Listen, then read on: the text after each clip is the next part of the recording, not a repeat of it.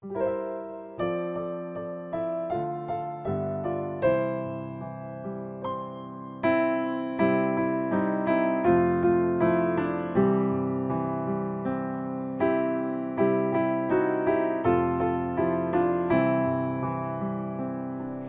pagi saudara yang terkasih dimanapun berada pada pagi hari ini. Salam damai sejahtera bagi kita sekalian.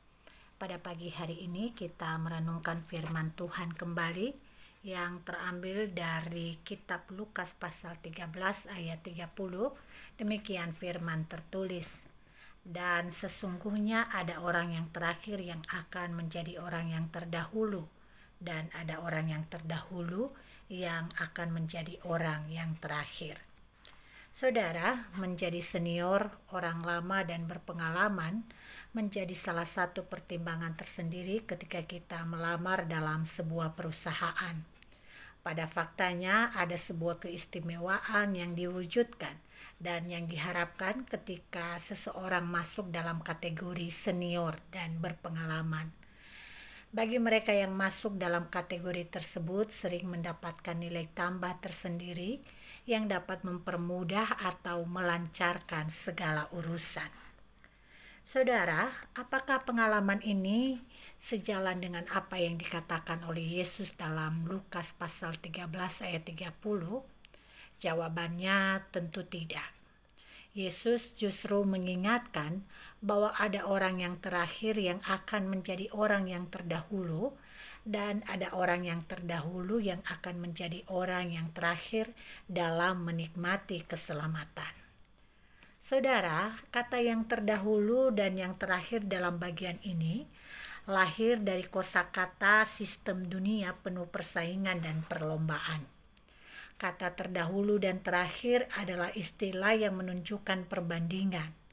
Jika tidak ada yang terakhir, berarti tidak ada yang terdahulu. Dan jika tidak ada yang terdahulu, maka tidak ada yang terakhir. Orang secara sadar atau tidak sadar berlomba mengesankan dirinya sebagai yang utama, pertama, dan ada dalam lingkaran yang pertama untuk diperhitungkan, didengarkan, dan diistimewakan. Hal ini pun membentuk mentalitas kita.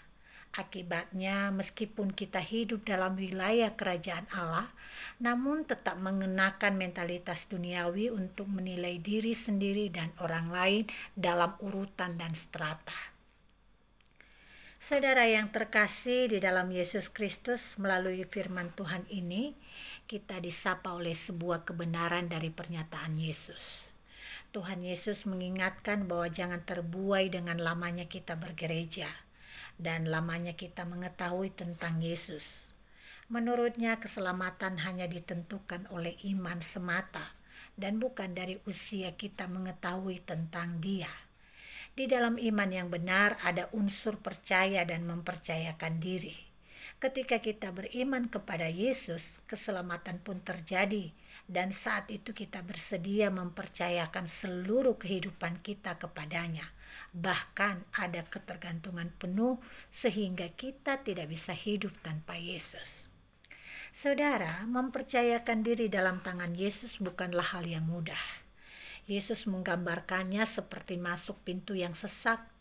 Banyak orang yang ingin mendapatkan keselamatan itu, tetapi tidak menemukan jalannya. Sebab jalan satu-satunya untuk menerima keselamatan itu dengan membiarkan Yesus menyelamatkan diri kita. Mempercayakan diri kepadanya adalah bersedia bersama Dia dan mengendalikan Dia dalam segala pengalaman apapun.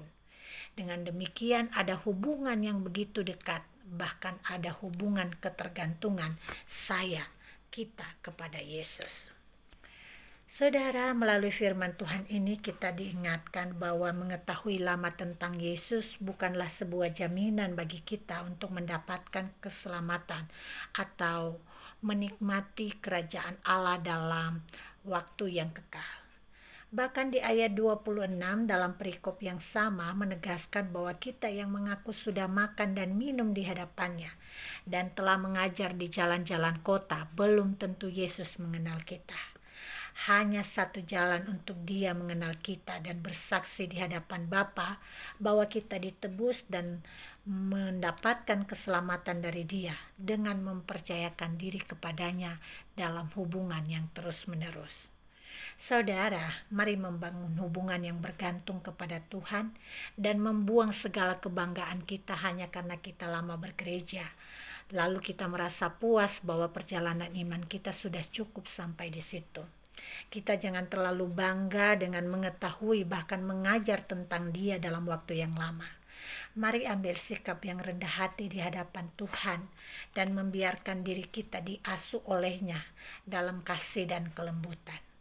Hari-hari yang keras yang mungkin kita lalui kadang sulit untuk bergantung sepenuhnya kepadanya karena kita sering berlomba dengan keinginan kita dan hikmat kita sendiri.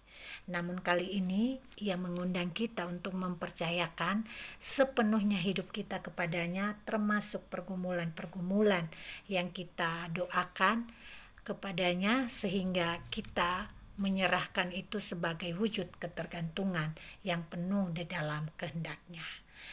Biarlah firman Tuhan ini menguatkan kita dan menuntun kita pada kehidupan yang sesungguhnya, yaitu keselamatan yang kekal dari Tuhan. Tuhan memberkati kita semua. Mari kita berdoa. Terima kasih Bapa di surga untuk firman-Mu hari ini yang kami dengarkan, bahwa kami tidak perlu puas dan merasa bangga untuk seberapa lama kami telah mengetahui tentang Tuhan, tetapi seberapa lama dan seberapa dalam kami menyerahkan hidup kami di dalam asuhan-Mu, di dalam pengasihan-Mu, di dalam ketaatan kepadamu. Ajar kami untuk terus tunduk kepadamu dalam setiap jalan dan keputusan kami, sehingga ketertundukan kami itulah yang membawa pengakuan kami bahwa kami telah membiarkan Tuhan menyelamatkan kehidupan kami. Ini doa kami pada pagi hari ini Bapa. Kami memulai segala aktivitas kami, dan biarlah tuntunan Tuhan, pimpinan Tuhan yang bekerja atas kami, mengarahkan setiap langkah kami dan memimpin kami dalam segala pekerjaan tangan kami, sehingga itu bisa mendatangkan yang baik. Ini doa kami Bapa, di dalam nama Yesus Kristus kami mengucap syukur dan memohon. Amin.